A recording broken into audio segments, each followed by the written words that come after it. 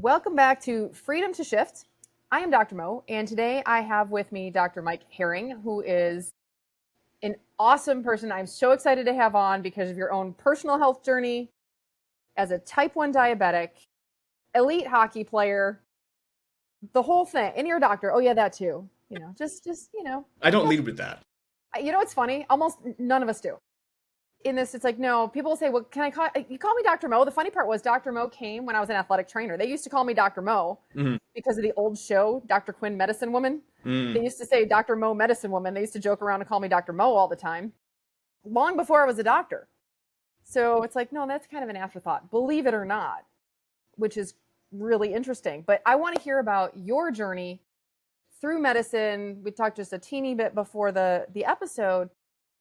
What made you want to go into medicine? What are you doing now? What do you think of healthcare? Oh boy, those are all loaded questions. So Yes, they are. the path to medicine for me was largely a combination of what I enjoyed academically and my life experiences.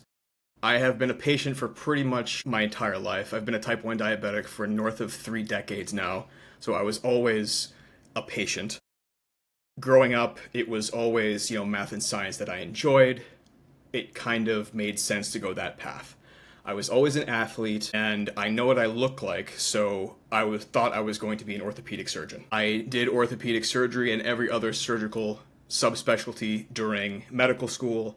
They all bored me to tears, so I ended up going into internal medicine because, frankly, that was the only time I wasn't actually miserable. Yeah, That's that's interesting. I haven't heard that, but I mean, I not a, get it. Right. I can tolerate this. I think I'll do that. That sounds good. Right. I mean, it was the combination of everybody I worked with I enjoyed. They all had different personalities. They were all very intelligent in their own ways, and I got a chance to sit down and use my brain. And that's what I like to do. I know what I look like, and even though my scrub said internal medicine, when I would rotate at the county hospital and get to a floor that people maybe haven't noticed me, I would get, oh good, ortho's here. Well, that's hilarious. I get it. I'm 6'2", 220. I'm like a pretty big guy. I get it. But it says internal medicine on the scrubs. Come on, Well, it's the same thing. My husband and I were rotating together. We did residency together at Tampa General, and we had one rotation out of the 3 years together, and we walked into the room, on rounds, like a unit, big group of people, like lemmings. And we walked in, and it happened to be the attending and then us too. And somebody said, oh, look, the nurse and the doctor are here. And my husband just looked at me and smirked, and I'm like, shut your mouth. And he's laughing over there, and I'm like, whatever. It's funny, I met my wife in medical school, and she was a year ahead of me, even though she's more than a year younger than I am, because I took a handful of years off in between high school, college, med school. And she was my senior resident for a few times, especially overnights and in the ICUs. And it was an interesting dynamic, because I will firmly tell people that my wife is a better doctor than I am. She's a year ahead of me, right? And she's a really strong physician. I'm better at a lot of other stuff. And my husband's a way better doctor than I am. We both did emergency medicine. He's still in it full-time clinically. He's a way better doctor than I am. Now, I take care of the teams differently, but clinically, I can't even hold a candle. Not happen. Oh, she's a lot better at that stuff than I am. Yeah, Doesn't mean I'm useless. Well, right? I do have merit. There's Thank a you very difference. much. And she still will bounce stuff off me. And sometimes I have an idea, and sometimes that's probably the best thing to do. Yeah, But, that sounds great, honey. I freely admit that she's a better physician than I am. Same. That's how my household runs. Now, as far as running the business and stuff, I'm going to do that part. So tell me what you do now. Tell me, are you still full-time clinical? Tell me what you're doing. No, so most of my time is transitioned to health tech entrepreneur, which is never something that I thought I would say. But it turns out that my father and I both started our companies at the same age. We did different things between high school and start businesses. His was predominantly military.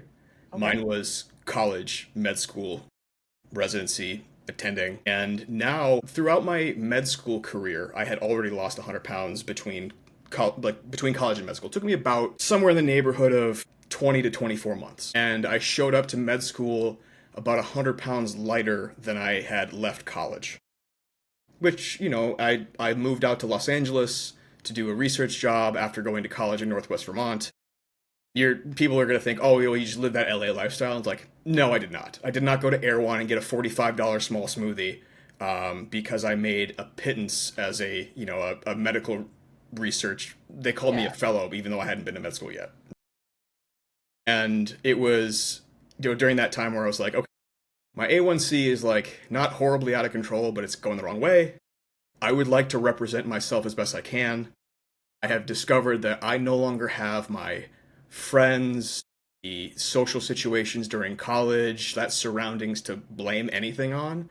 It's like everything rests on me now. Oh crap, I should figure this out. So I spent a couple of years to, going to work, 40, 45 hours a week, doing my job, coming home, working out in my living room for a while because I was too ashamed to go to the gym because I didn't know what I was doing. And then that lasted about 6 months, and I found a gym afterwards because I was just like, okay, I'm bored now. Yeah, I gotta go. 100 pounds later, I come back to New England where I grew up, and I see some friends from college for the first time, and they're like, what the hell happened to you? Are you sick? It's like, no, I just, stopped eating like an idiot, frankly. I always call it eating like an unrestrained toddler. More or less, yeah. Yeah, I mean, there's, in retrospect now, there was like pathology involved. Oh, absolutely, 100%. This shit is earned. I'm 55 pounds down, finally, after 4+ decades of trying. There's always something, right? Yeah, and now that I'm studying for and I'm going to sit for obesity medicine boards, it's like, oh, this all makes a lot of sense, right? It's like that overeating, being so full you're sick, but somehow still needing to eat more, and then doing it. Yeah. Like, oh yeah, no, now I know how that works in the brain. And it's like, oh, that makes sense.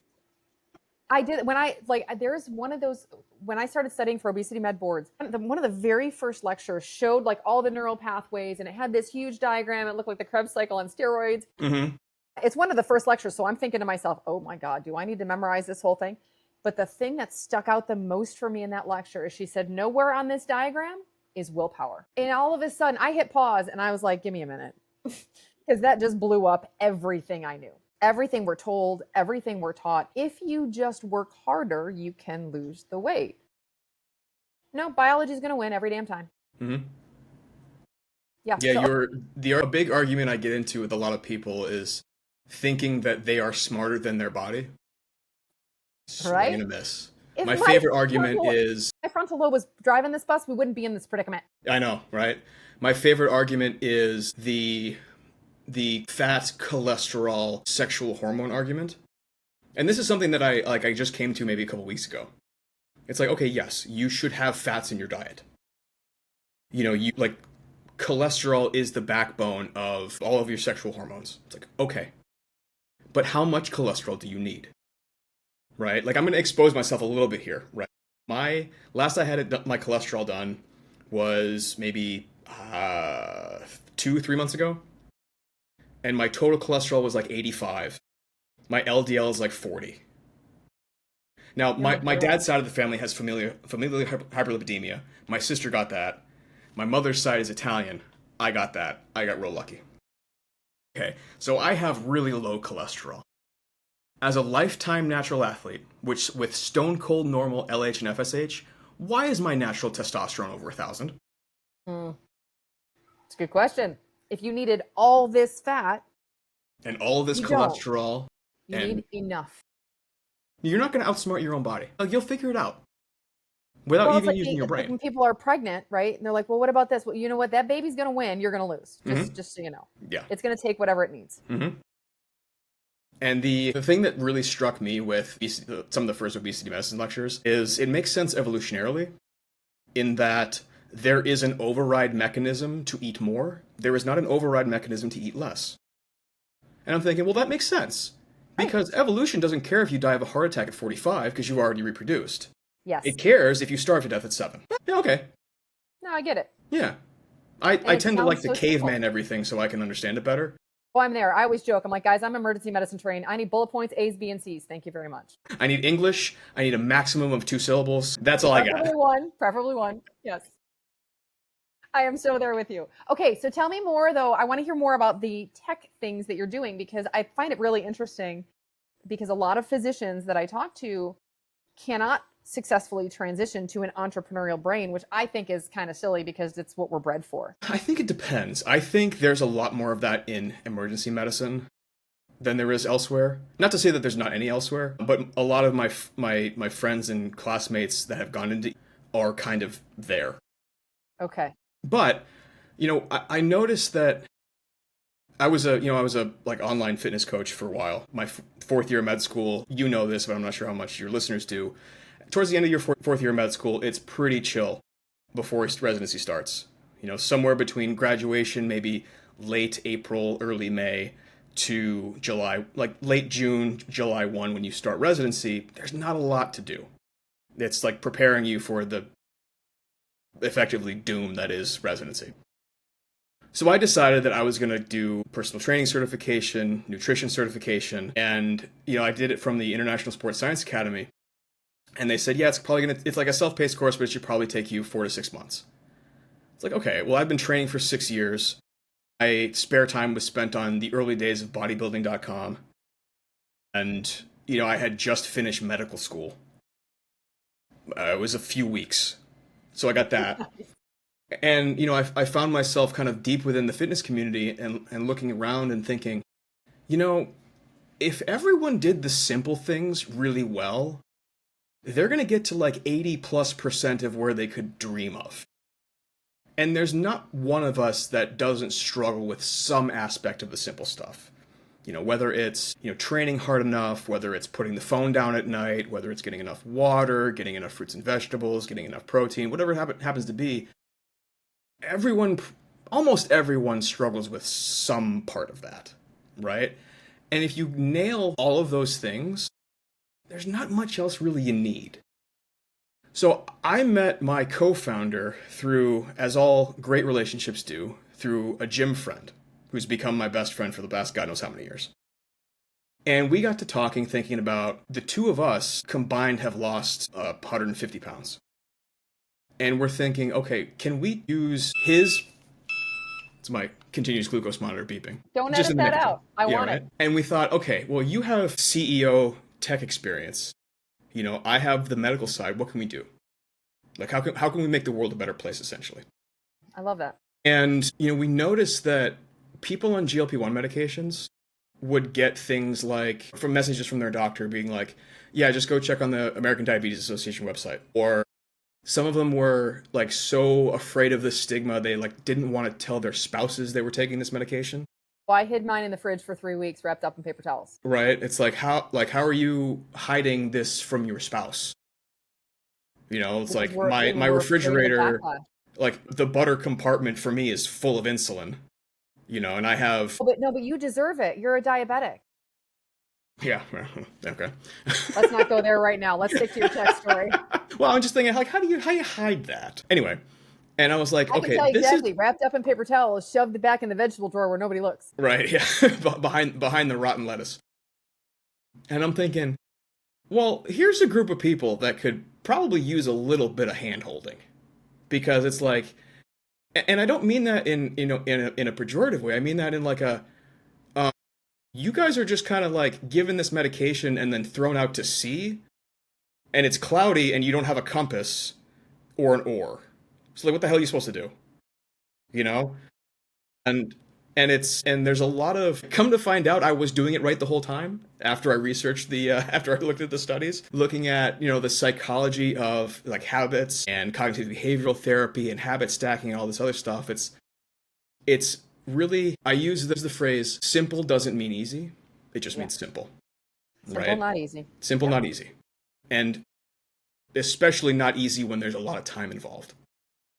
So we decided to turn that into an entire platform designed to support people on GLP-1 medications to living the healthier lifestyle that GLP-1s lower the barrier of entry to achieve.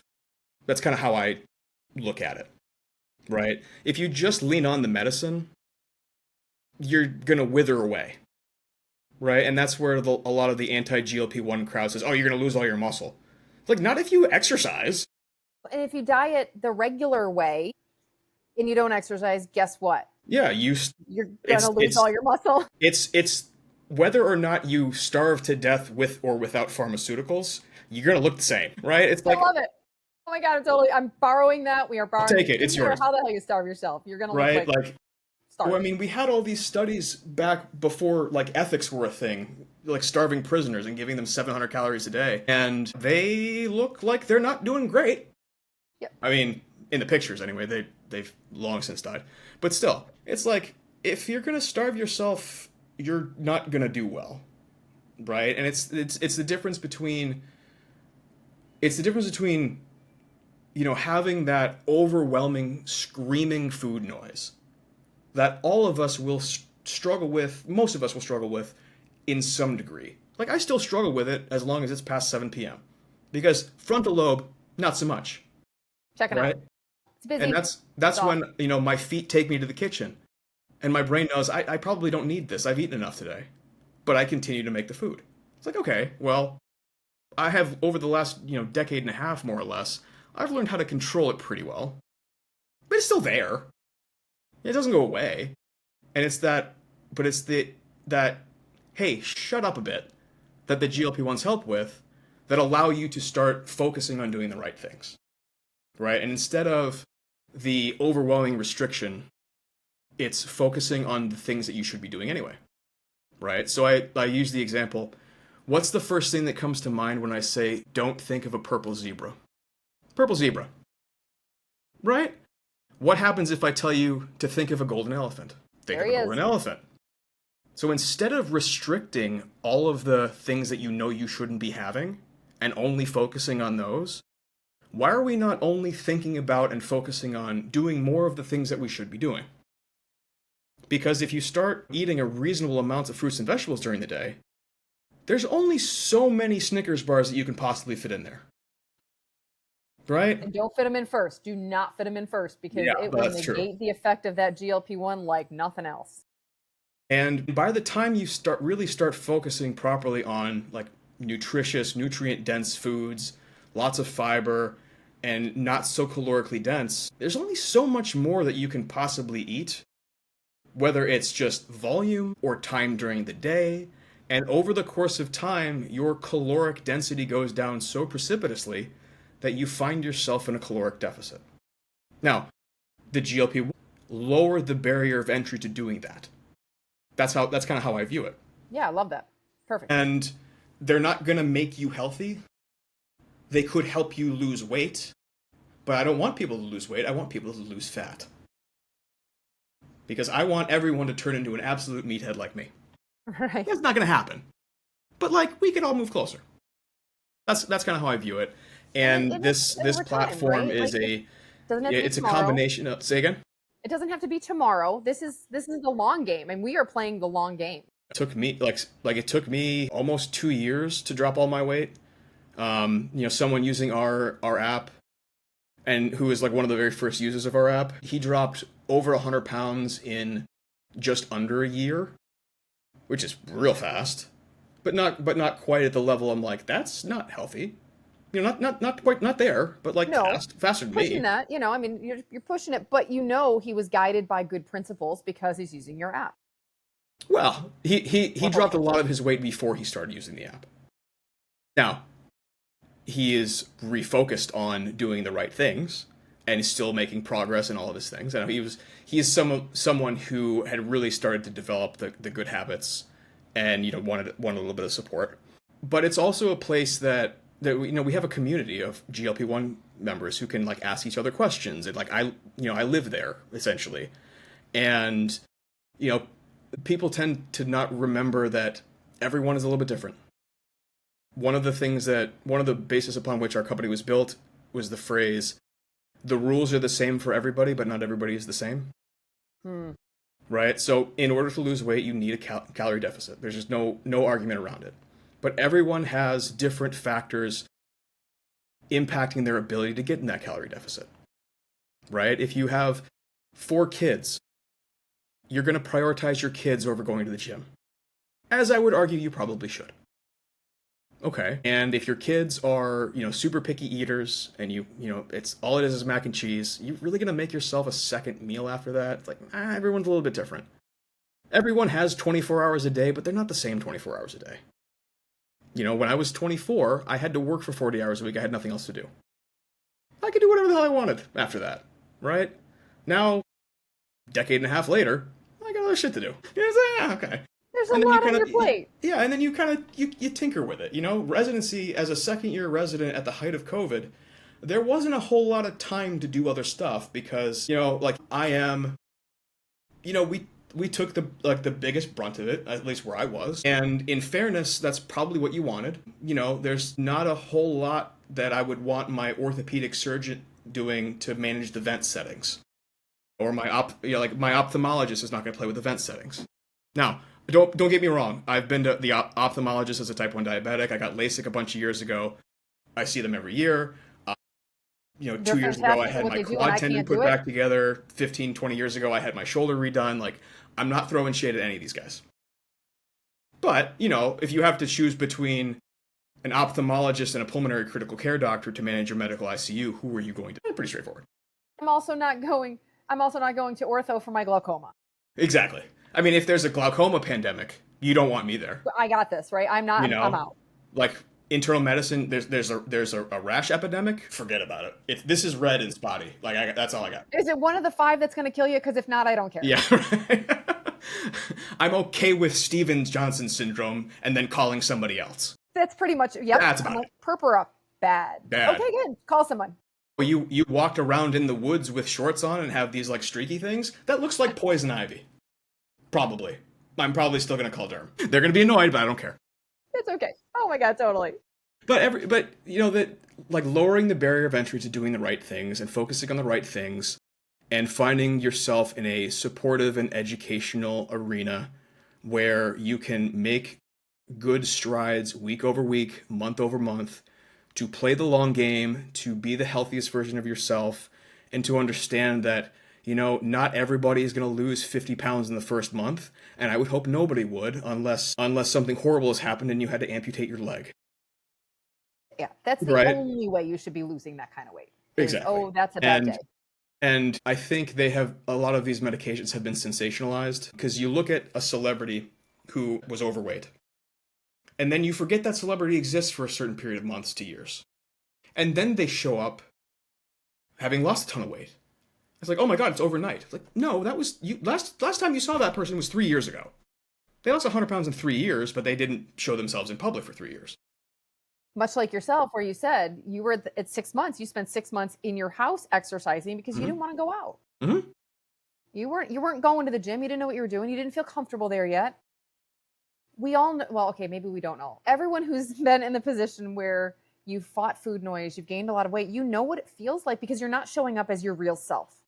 And you don't want to show that person. That's not you. So yeah, and that's exactly it, is that we don't want to show up and it's not overnight. So, okay, get back to your story on losing weight quickly. Not everybody does it. Almost no one does it. I remember when I first started, I had a notebook and a pen next to my scale, and I would weigh myself every morning. And it was like kind of painful at first, but then it just became reflex. That's just what I wake up, I pee, I step on the scale, I see what I weigh, I write it down, and I move on. Because you weigh the same whether or not you step on the scale. Right? The scale is just a different kind of mirror. That's all it is. Right? It doesn't tell you you're a bad person. It doesn't tell you you're evil. It doesn't tell you you're useless. It tells you what already is as far as your weight. Cool. Your worth has nothing to do with that. So don't feel bad about it. It is what it is. It's a number. People hate that saying, but it is what it is. No, I actually don't. And I've actually talked about this, and I'm going to interject because I think you and I are on the exact same page. Is when we argued for healthy at any size, we were making the wrong argument. Mm-hmm. We were arguing worthy at any size. Yes. Those are unrelated. Yes, completely unrelated. Just because you are of a particular weight, it doesn't mean you're more or less useful a person. It doesn't mean you're more or less valuable a person. And that's, I think, what we were arguing for. But unfortunately, I think it hindered us in the sensationalism, especially of GLP-1s, because we think it's a societal norm to lose excess fat. And I would love for my bio to say, lose the excess fat, but people want to hear lose the weight, right? Yeah. I tell them what they want to hear. It's like Yeah. I lure them in with medicine and then coach them to death, right? Right. Yeah. It's kind of my joke. But when we argued for it, so then Medicare and Medicaid in the 1970s said obesity is a cosmetic disease. And then we argued for the fact that, oh no, I can be fat and healthy. I can keep all this excess fat that becomes its own endocrine organ and be healthy. You can't. And maybe your blood work can look fine today. And maybe it could look fine 5 years from now. But it will eventually wear you down, just like high blood pressure does. Just like poorly controlled type 2 diabetes or type 1 diabetes will. Like any of these other chronic illnesses, it will wear you down and it will lead to an early demise. And let's not do that. Right? That doesn't seem like a controversial statement, but let's not do that. Yeah, let's not do things that will cut our days with our loved ones short, shall we? Yeah, I mean, that's all I can say about it. Tell me more about, so you really wanted to go out, like, how can I make the world a better place? That is reverberating in my head, that I just love that. My company, I started by accident, my remote lifestyle company, because I was working full-time emergency medicine, and much the same way, I was just helping people online and I was helping them navigate the GLP-1 landscape, because I'm like, no, that's not how this works. And they're like, wait a second, you're a doctor? And I said, yeah. And they said, can you be my doctor? I don't know, maybe. And 3 years later, we're nationwide and doing our thing. So with your platform, tell me, because the community I am huge on. I mean, we are huge on community, and not everyone thinks they need it, but not everyone wants to invest in it. So kind of tell me more about your thoughts on that. There are going to be a lot of lurkers in the community. People who look through it, read it, and not a lot that interact with it. And that's totally fine. And sometimes you don't need to interact with it to know that people support people like you, and sometimes that's more than enough. And knowing that you're in a community of people who are, more or less just like you on different parts of this particular path, it gives you a little bit of comfort knowing that, okay, this person kind of gets it, And even though my co-founder and I were not on GLP-1 medications, we struggled with all the same things, but we dropped all of our weight a long time before any of these medications were on the market. So it's like, okay, would I have, would I have used these medications had they been available? I have no idea. I can't answer that. Right. It's like a hypothetical that I'm like, I don't know. Right? But I still struggle with the food noise. I still remember what it feels like. And this is the first time that I discovered that I was actually losing weight. I saw the numbers on my notepad drop and drop and drop and drop, felt nothing until I realized one day that I could bend over to tie my shoes without holding my breath. And this is after getting my pants taken in twice. And for the record, the number of times you can get your pants taken in before they start to look ridiculous is twice. I love because it. After that second time, I was walking around like, these are not okay. There's a problem here. I actually have to buy new clothes. It is time. Well, I mean, 100 pounds, I lost 50, and I guess right around there, depending on the day, because I do weigh every day as well. And I encourage that. We know the best results are when people weigh every day, especially when we detach from the emotional investment in that number. It's a data point, toward the end, and there is no maintenance. It is a daily fluctuation. It's called life. It's called, this is what we do now. I love the body I live in. Yes, would I love to have more muscle? Absolutely. I'm a 51-year-old woman. Abso-friggin-lutely. I'd love to have more muscle, but it's not coming on like I want. But, I get on the scale. So for me, a couple pounds heavier would be great if it wasn't from the cookie dough yesterday. Okay, let's be serious. Fair. That's fair. Where it comes from matters. It's not about, I always tell people, it's not about the way. Janine Ross said this, and I just love this quote. It's not about the food, but it's not about the food. Mm-hmm. Because it is all intertwined. And yes, you have to get in a caloric deficit. It's the same thing. Our bodies just have this fantastic evolutionary ability to store unlimited gas in the tank. Mm-hmm. I don't want it all, please. Yeah, and our biology has not yet caught up with our technology. And it's not going to for a very long time. If no, ever. Certainly not in our lifetimes. I mean, that's, people are like, and people will say, we need to fix the food supply. I don't disagree, but I need relief long before that happens. Mm-hmm. Yeah. Yeah, You know, I think I've always thought it was predominantly an education issue, and not necessarily school education, but also generational education. It's like, well, obesity runs in my family. Okay. Well, the no one studies we runs in have show that genetics can impact anywhere between 30 and 70% of risk of obesity. That's a huge range, number one, and then it averages a coin flip. Okay, so there's got to be something else going on, right? And how much of that is education? How much of that is ingrained patterns? How much of that is reflexive that have come from childhood or have come from varying experiences? Who knows, right? And it gets back to the rules are the same for everybody, but not everybody's the same. I don't know what that looks like, person to person when I'm looking at a room of 10,000 people. I have to have a conversation with somebody before I actually understand, or more than one typically. But still, like you have to know the person to figure out, okay, what's going on exactly, so that maybe I can help. It was the same when I was a primary care doctor. It's like, I need to know what your life looks like before I can offer input to make you healthier. It's like, hey, I want to be healthier. Cool. What do you do? Well, what difference does it make? I want to be healthier. Healthier Well, than I'm a what? pilot who travels all the time. Okay, wait, this is a different game. Right? It's like, oh yeah, by the way, I have 14 beers every night. Let's try 12 tomorrow. And don't stop right now, all of them. Because then we're going to have more problems. Let's Unless you eventually get to really want none. something to do. Let's eventually get to none or rarely, but like move towards fewer. I had one guy I remember distinctly. I still remember his face. I saw him twice. The first time he was like, I want to lose weight. Like, I know, like, I got to run to another appointment, but like, I want to lose weight. If you had to give me one thing to do, what should I do? I go, have more vegetables at dinner. As he's walking out the door. It's like, okay. Thought I was never going to see him again. Right? Because he was like already halfway gone. Right? Yeah, he's done. He shows up a year later. He's down 40 pounds. It's like, what did you do? It's like, what you told me. Just had more vegetables with dinner. It's like, Shit, really? neat. You listened, number one. Right? Ah, surprise. It's like, I promise I'm not as dumb as I look. You implemented, I feel that. You implemented number two, and you did it consistently, number three. And it's such a simple thing. I used to tell patients in the ER, because, we don't have, like, patients commit, whatever. It's not their best day.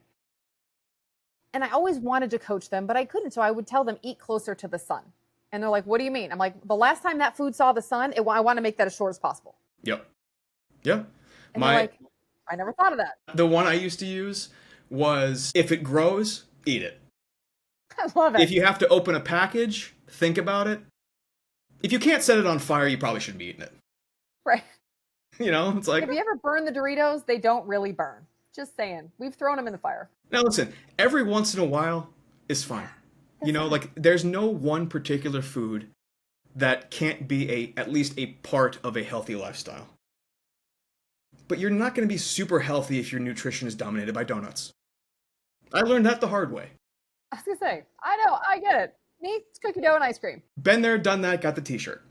Yes, a very large t-shirt that you no longer own. That's fair, yes. But still, anything that you could possibly imagine, as long as it's not like actually poisonous, could be a part of a healthy lifestyle.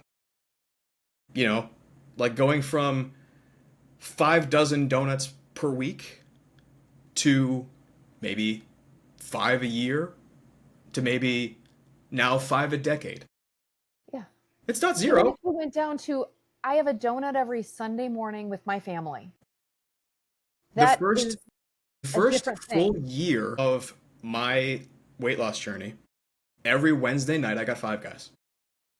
Every single Wednesday night. Now you're totally making me crave a burger. Thank you. Right? Like I would walk the 410s half a mile down the street to Five Guys, get a double cheeseburger, fries, and a Diet Coke, and then I would walk back. And that was like my midweek break. Because I had the weekend to relax, because I wasn't at work, and I just needed something in the middle of the week to kind of like for my mental health. Right? And then after about 50 Wednesdays, I was like, I'm just gonna eat my normal stuff because I don't really want to walk that far anymore. And it just became like, oh, I don't need this anymore. Well, that's weird. I'll take it, but it's weird. right? It's like, You didn't fight it, right? You didn't say, no, "Oh, I can't do this." No, you right, let it, you allowed it to disappear because it no longer fed you. right. It was not convenient, and that's a big part of it too. You know, if I wanted to go get a king size Butterfinger, I could allow myself to do that. Mm-hmm. But is it worth like at 8 p.m. finding pants, getting in my car, and driving to the grocery store? Like, no, it's not. Like, unless I'm like really desperate for some reason. Like, nah. And then if you're really desperate, I'm finding the pants. But Right? again, Like, it's yeah, comfort, exactly. you know? The biggest barrier of entry to overeating for me is now pants. No, I hear you. I hear you. You know, and creeping up on 40, those sons of bitches are harder and harder to find every day. Trust me, 50, I'm like, no, no, nope. I still have one set of scrubs. Actually, I still have 4 sets of scrubs because I worked 4 shifts in a row, grouped. I still have all 4 Yep. because Rotate through them. can't I can't get rid of them just yet. Yeah, We're you not never quite know. there yet. And that's exactly it, right? I'm not a fan of burning the boats. I will always keep, I mean, always want to keep my licensure for sure. I'm still credentialed currently. So how much do you work clinically still? None. None. I do utilization review to, like, pay bills, because even though we have this company, we have still made $0. You know, I got flamed in my DMs the other day. Someone was like thanking me for being a positive voice in the GLP-1 community. And I told him, we have an app. Like, and then he's like, did you like make this to help people or just to make a buck? And I'm like, well, I've been doing this for 2 years now. 50, 60 hours a week. I'm down 50 grand. Yeah, I'm like, And I've still made goose egg on it. So why would I spend 2 years more than a full-time job for negative $50,000 so far? Like, because it helps people, and didn't get a response. I bet not, because people think doctors are out to, number one, keep them sick. We don't want you sick, trust me. I want to bring you from the C to the A. I don't want you sick. I make the argument all the time, especially when I was in residency. I told people, don't take this the wrong way, but I hope I never see you again. Right? It's like, oh, well, you just want more business. I'm like, no, I want less business. In the ER, please Get make lost. the waiting room bigger? No. Like, the amount of arguments I've had with administrations for refusing to be double and triple booked, no, like, we're good. The longer we live, the more we're going to discover that can go wrong with the human body. And if you knew anything about it, you'd be flabbergasted that the sucker works at all. Right? And like, stuff will always go wrong.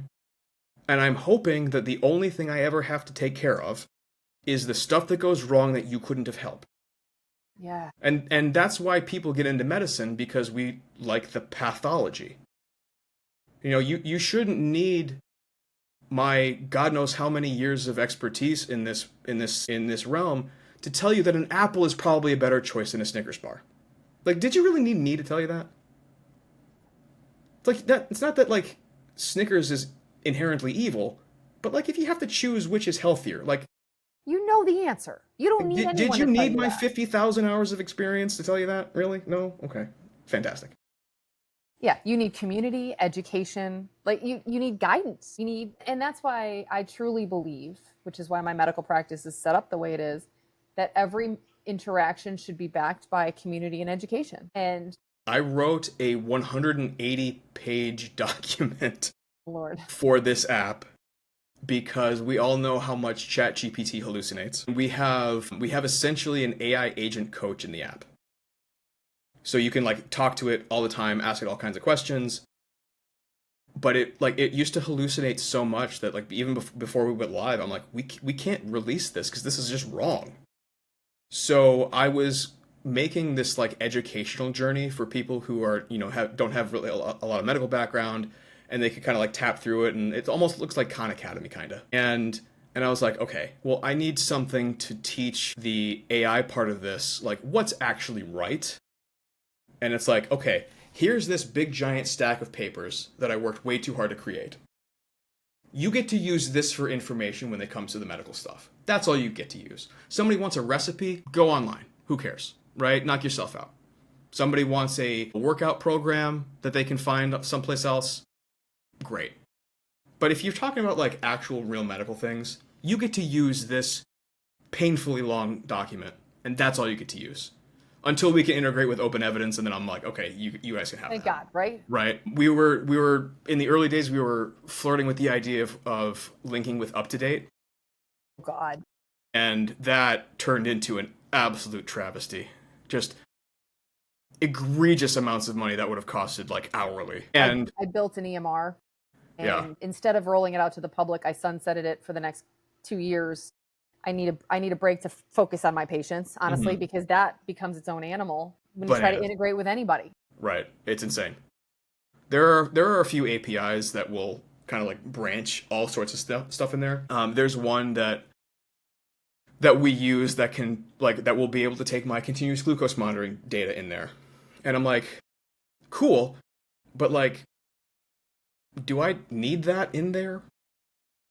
Like, I have my CGM, I have my pump. It's like its own thing. Like, I don't need that in like the lifestyle stuff that I'm doing. Yes. It's like, Just because you can doesn't mean you should. right. I get it, but I disagree. If that makes sense. Yeah, no, I agree. I mean, because that's not your thing, right? I mean, like you are there to help people succeed. Your CGM makes you not die. Yes. So different objective. Right.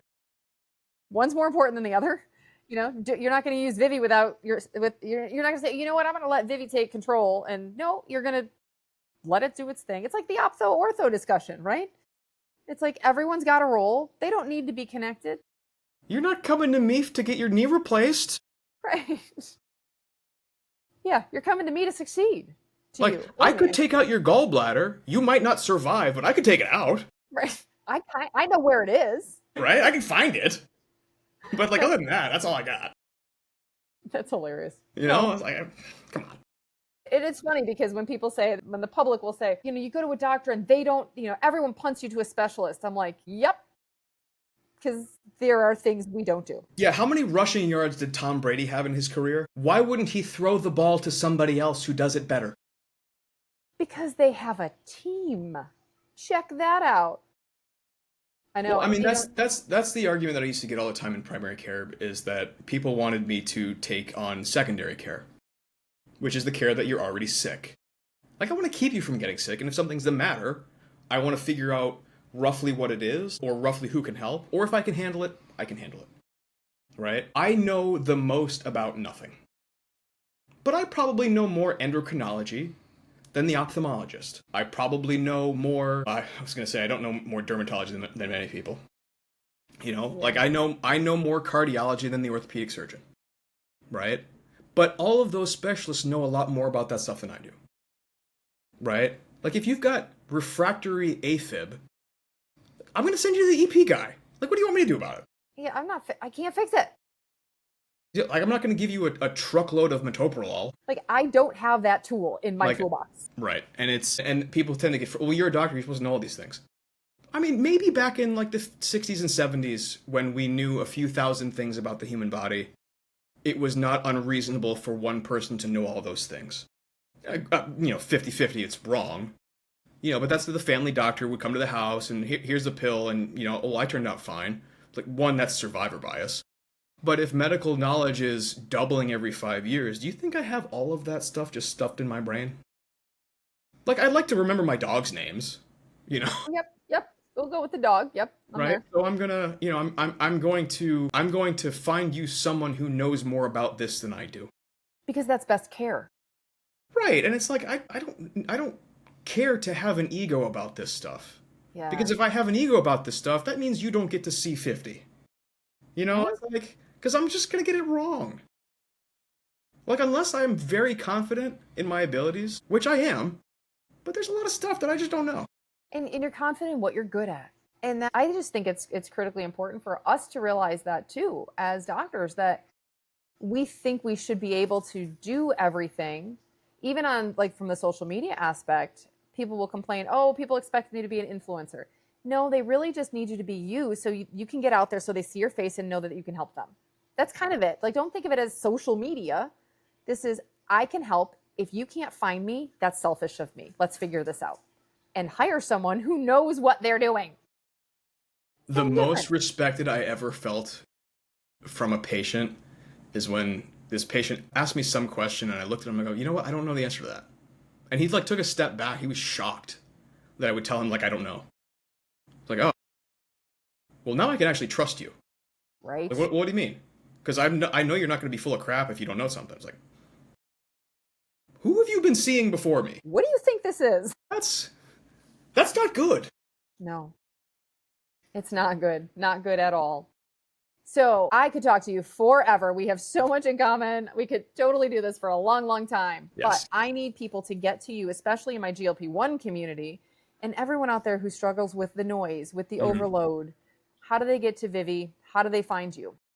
So on TikTok, I am vivi.dr.mike. On the App Store, it is Vivi, VIVY, search GLP-1 tracker with Vivi, GLP-1 companion. It's a little bit of everything. It's kind of hard to name, frankly. Yeah, I hear you. But, we're out there. We are a team of 3. And, we use our community for, user feedback. I'm in there all the time. Ross, our programmer's in there all the time. Jared, the CEO's in there all the time. It's just 3 of us. And, we're not hard to find in the actual app. But vivi.dr.mike on TikTok and Vivi GLP-1 tracker, Vivi GLP-1 companion on the App Store. I love it. You have shifted in so many ways that I hope today the listeners are inspired, not only my GLP-1 listeners to go find you, but the physician listeners to understand that you don't have to sit in that box that is the frame around your diploma. You know so many more things than you think you do, and you likely have so many more talents than you have been practicing. And if you have the itch to go do something that makes the world a better place outside the scope of your current practice, go do it. It is very rewarding.